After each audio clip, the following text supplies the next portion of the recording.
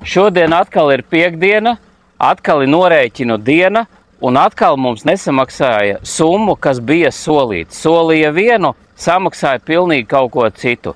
Visu laiku kaut kādi aizbildinājumi, visu laiku kaut kāda uzraudzība, visu laiku kaut kādi dokumenti, visu laiku kaut kāda figņa, ko mums sprauž. Un realitātē summa netiek samaksāta. Ja mēs iedziļinamies, tad vīrieša lielākā problēma ir naudas problēmas, jeb naudas trūkums. Naudas trūkums jūsu ģimenē rada strīdus, tev izdegšanu un vispār depresiju. Es zinu, kā tas ir, jo es esmu 16 gadus bijis celtniecības nozarē. Es zinu, ko tas nodara ar tevi, ja tu nepelni.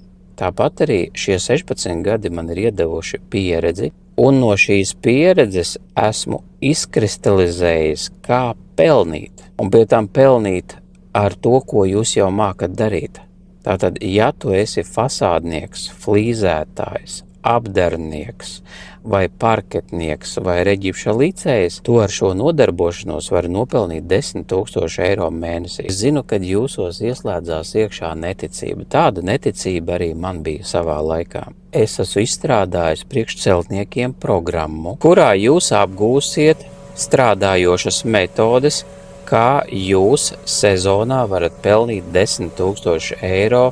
Ja tu gribi kaut ko sasniegt savā dzīvē vairāk, jums nāksies doties pie tiem cilvēkiem, kuri jau to ir izdarījuši. Nevis konsultēties ar saviem radiniekiem, paziņām, jeb kolēģiem, kuriem tas nav sanācis, un kuri garantēti kā mentori jūs apstādinās. Tādēļ, lai par šo uzzinātu smalkāk, tur būs pieejams bezmaksas webinārs, kurš jau jūs pietuvinās tam, ka jūs jau šajā sezonā savā dzīvē ar savu nodarbošanos, vienalga vai jūs esat fasādnieks, flīzētājs, apdarnieks vai krāsotājs vai bruģētājs, jūs jau varat sākt pelnīt 10 000 eiro mēnesī.